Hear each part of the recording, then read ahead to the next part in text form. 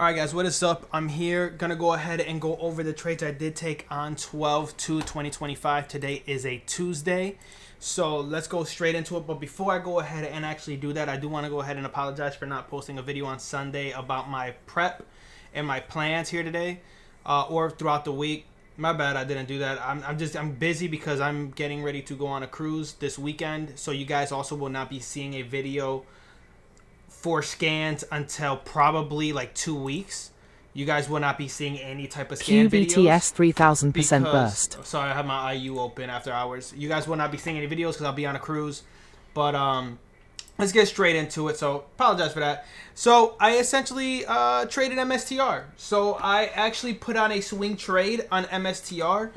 And here's how it went about. So as you guys can see on Monday, which was 12/1, MSTR had a very, very big kind of capitulation move. This was down, I think, it was down like 12% at one point. And I ended up basically scooping some calls, and they were late dated calls because I didn't want to deal with like a crazy amount of volatility. So I ended up buying January 26 calls, and I had put a starter on like right here. I put a little starter position, and as we started really failing and not cracking under this low right here, as soon as we started like not being able to crack this low, I actually started to add pretty aggressively here. So we get this roll off. I put a starter on. We get this we're rolling. We get a pop, we get a flush out. I actually add here, right? I add another piece, we get a pop, and then we fail, right? And we crack a new low.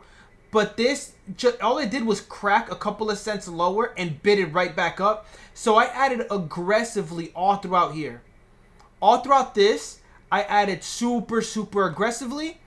And then we get a nice, back move intraday back to the upside. I think we were down 12% at one point, and then we closed down negative 5% on the day.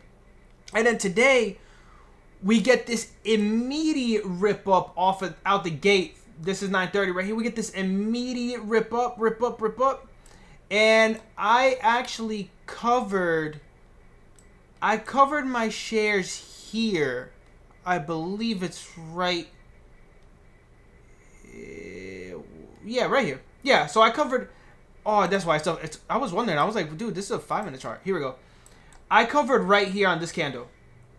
Right here. So literally at 9:34, I covered, and I actually didn't even cover the high of this candle, guys. As soon as we opened up, I think I got over like 182 is where I actually took profits. This ended up going. This was a target price I had, which was like the 184ish level.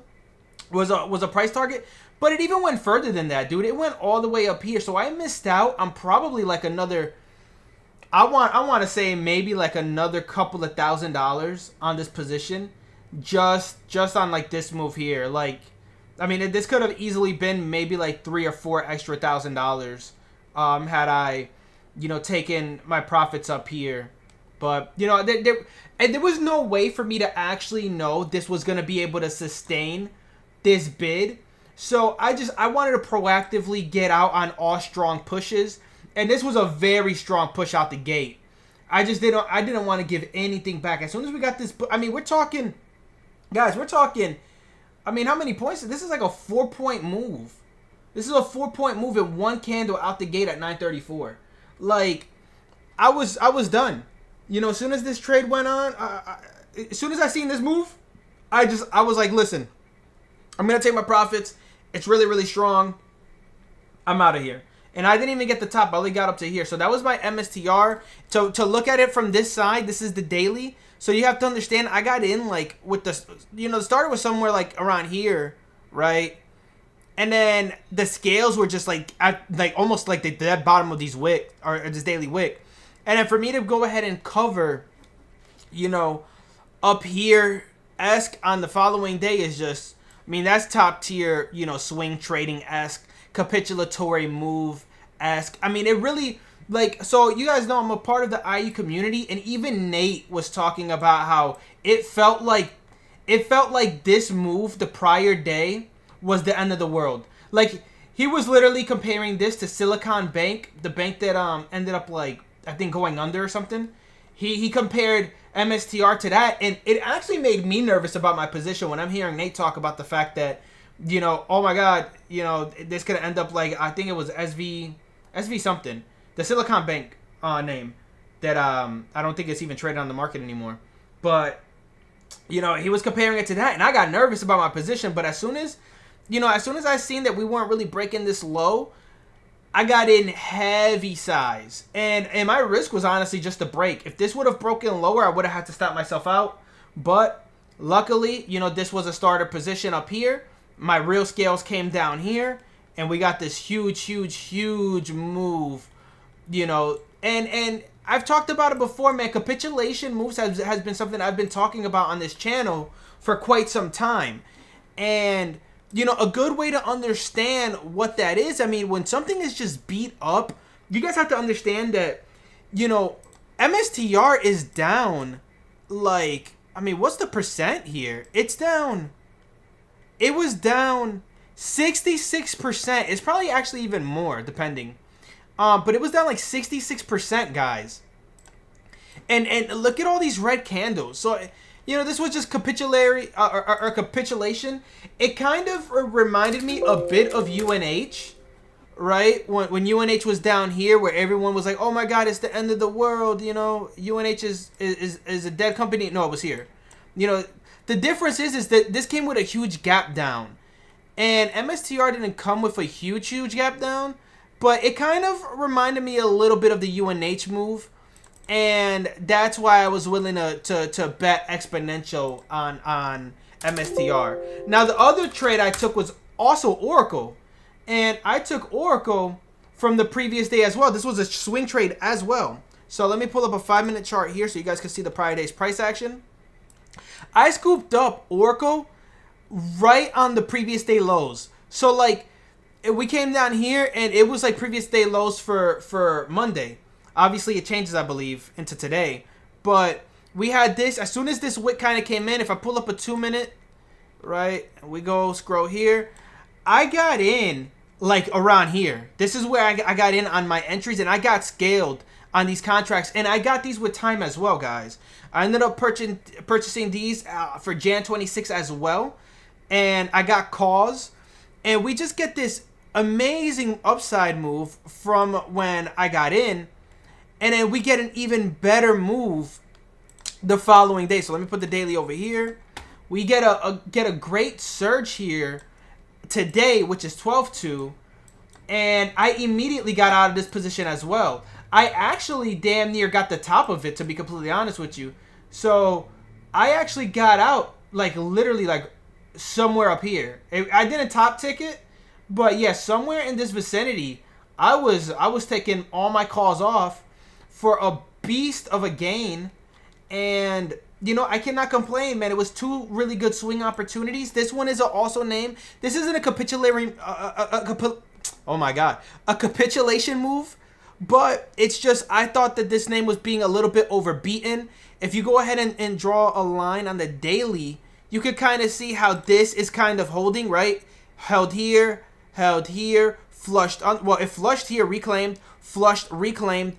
Gapped up, came down, soaked, and that's why I took the swing that I did.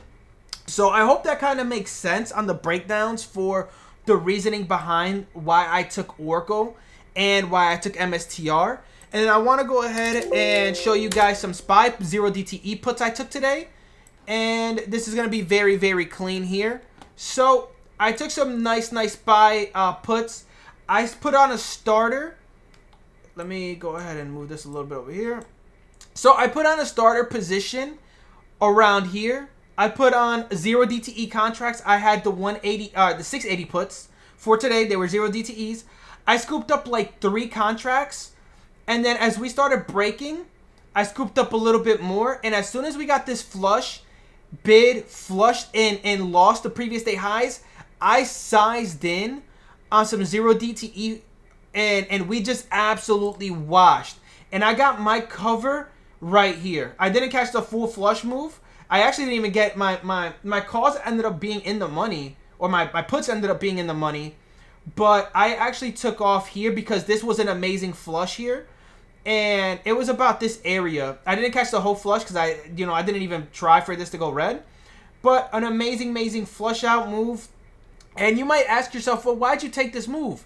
Why'd you take this trade? So just to explain the reason why, is I thought that this market was a little bit too strong for this move. I felt like this was a velocity move that shouldn't have happened. And the reason why it happened was because Amazon had came out basically stating that they're working on some chips that can compete with NVIDIA. And I think it's like at a lesser cost or whatever. So Amazon's ripping, but while Amazon's ripping, you have almost every other semiconductor name actually starting to drop. Now, I don't know if you know this, but NVIDIA is a big part of the SPY. It's the big part of the NQ, or QQQ. And, when I seen NVIDIA start to tap out, AMD start to tap out, MU was tapping out, all of these semiconductors, I'm like, dude, that is such a big amount of companies that are failing in one sector because Amazon said, hey, buddy, I'm going to take your shine. And, I just thought that it was going to work. And then, so Amazon was showing relative strength here. Let me show you guys here. So the news ended up, you could see clearly where the news came out. Right? Amazon gets this surge, but then look how it failed. As soon as, okay, so one thing to realize is as soon as news comes out, your goal as a trader is to trade the reaction of the news, right? Well, if you can't get in on the long side, right? Well, see if this is actually going to be capable of sustaining the good news that Amazon had released. And it just didn't, right? It just ended up failing pretty aggressively. And as this started to actually fail, which was the reason why the market actually went up, as Amazon was failing, we have MU off the face of the earth. Look, it was already red on the day. We had NVIDIA dead because of the news. Like, literally, all this was because of that news that came out. We had AMD, right, dead in the water because of the news, right? What other semiconductor was there? We had, I mean, we could pull up the SMH, honestly. We could just go through the whole SMH. Look at the SMH. This was the reaction off of the news. So we could just look at the SMH's reaction, So those were the 3 trades I did go ahead and take. Just to reiterate yet again, it was MSTR. This was a capitulation swing. Oracle was just you look at the daily, it's just an area that I was interested in because it was soaking and I wanted to take off into strength on a swing as well. And then the SPY puts had, a reasoning behind it, as well as I want to go ahead. I don't really do this as often as I used to, but I'll show you guys a little strategy that I did have, or I do have in the back of my, mind.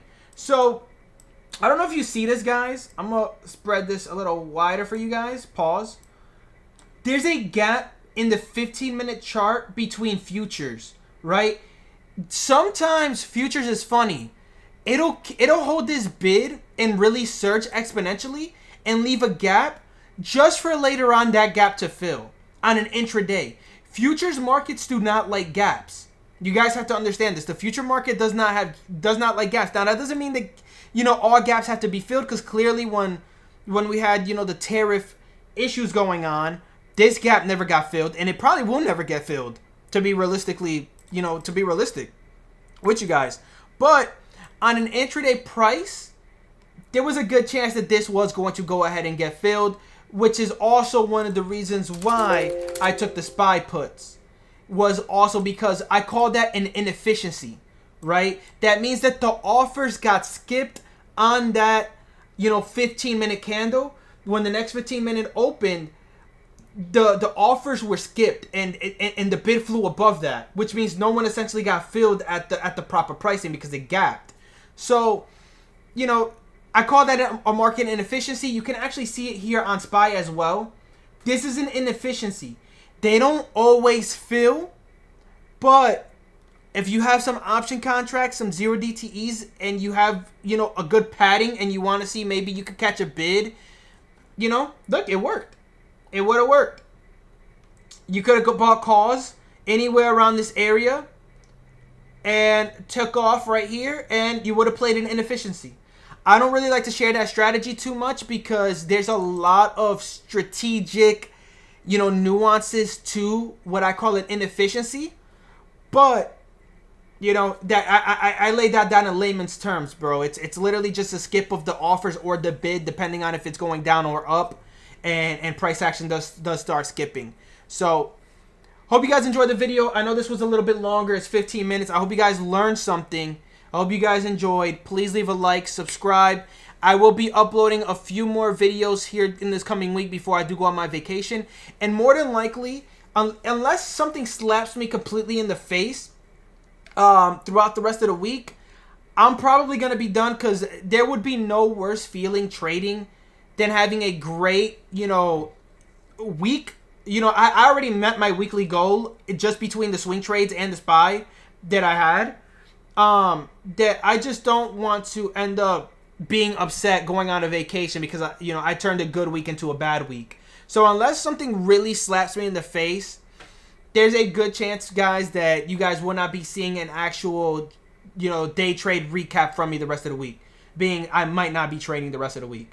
So with that being said, I do have a couple of videos that I will be uploading. One of the videos I will be doing is I'm going to break down the way that I use my mentor strategies to hone into my own skills. So I'm going to be talking about Nate from IU Strategy. I'm going to be talking about Ariel Hernandez, which is a fantastic swing trader. I'm going to be talking about the Short Bear. I'll be talking about Lance Breitstein and Orstein. And I'll be talking about several other mentors that I do have that I've managed to hone their skills and make it into my own. And I'm going to do that with a clear, concise breakdown on how I utilize these trades. So with that being said, I hope you guys enjoyed. That will be coming out soon. It probably will be a longer video too. I wouldn't be surprised if that video ends up being 30, 40, 50 minutes, guys. Because I'm going to go into very, very, big details on what I've learned from my mentors and how I incorporated it into my own trading. So that is it, guys. Love y'all. Thank you guys for the support. I'm out of here.